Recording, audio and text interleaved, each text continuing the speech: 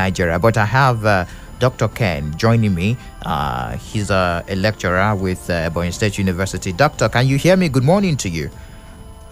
Good morning, presenter. I can hear you Thank you clearly. very much. You're speaking with Michael Oni on Flow 94.9 FM Umar here, the capital of Abia State. Now let's delve into what we're talking about, the International Press Freedom Day today. Journalism practice has come under immense attack from COVID-19 pandemic, which orchestrated loss of jobs, to impact of fake news and the clampdown on media houses. What is expected of the press towards national security?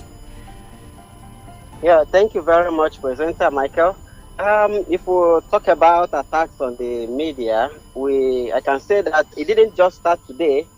From 1859, when the first newspaper was launched in Nigeria, Iwe Iroyin by Reverend Henry Townsend, it took the government just 2 years to first of all sanction the paper for what it described as recklessness. Even the second newspaper that was published by Robert Campbell, the Anglo-African, was also sanctioned that same year. In the early 1900s, the government first introduced the Newspaper Ordinance Law in 1903. That law made it mandatory that for anyone to establish any newspaper in the country, the person must deposit £250 as caution fee. That fee was for in case you thereby say anything that is contrary to the government's opinion.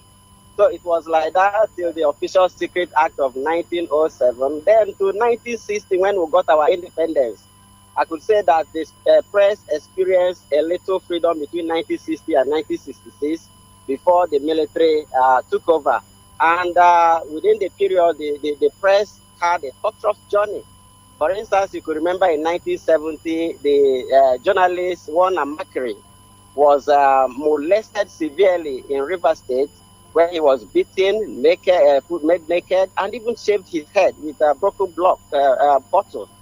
You remember too that in the 80s, we had the first letter bomb incident when Delegiwa was killed.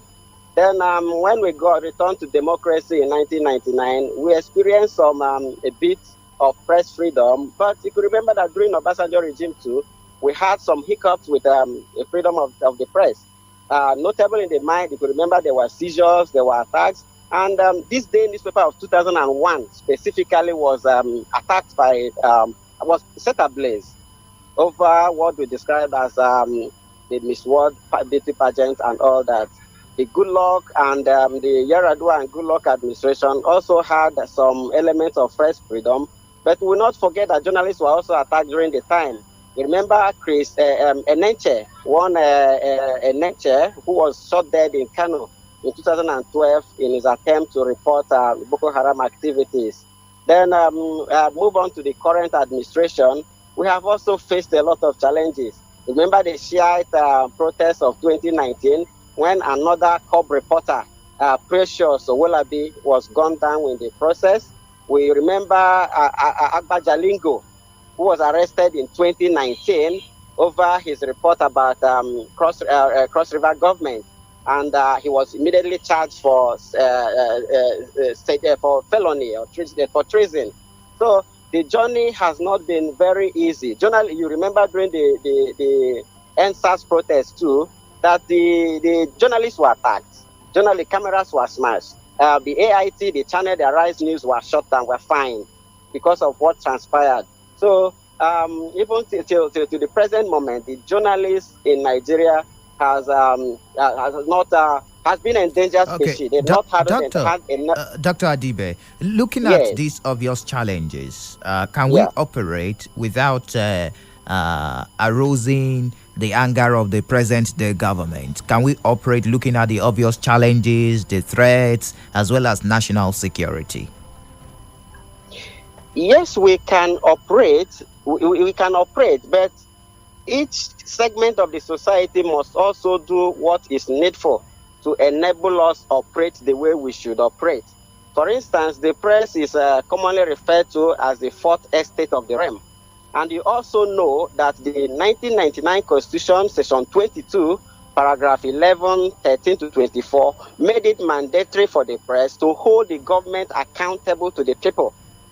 But unfortunately, that same constitution in section 39, quickly, paragraph 21, 22, quickly withdrew the freedom of expression given to the press on section 39, 21.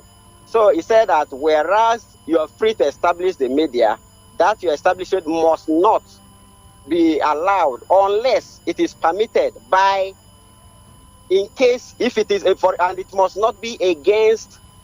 So all those clauses seem to be that the freedom was given by the right and taken back with the left hand. So the enabling environment to practice in Nigeria is not really difficult, but notwithstanding, we must practice, because we have the responsibility to be the watchdog of the society. You say it is not difficult, but we have rules, regulations that looks like rules and regulations that look like scuffling and stifling the media, like the NBC code, the very controversial one. We've talked about it on this platform before, the 6th edition of that code, and also some other issues. Now, the federal government would come up and say it is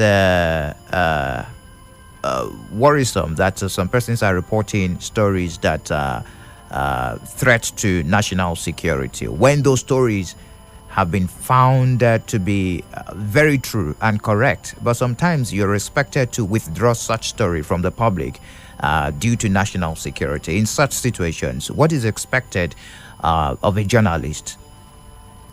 Yes, you maybe didn't get me right. I said it is difficult. I didn't say it's not difficult. It's actually difficult. But even at that, we must keep working. The journalists must, despite of all this odd, think out how best we can go ahead discharging our duty in the society. The government indeed has not helped matters. All these laws, you talk about the social media censor bill that just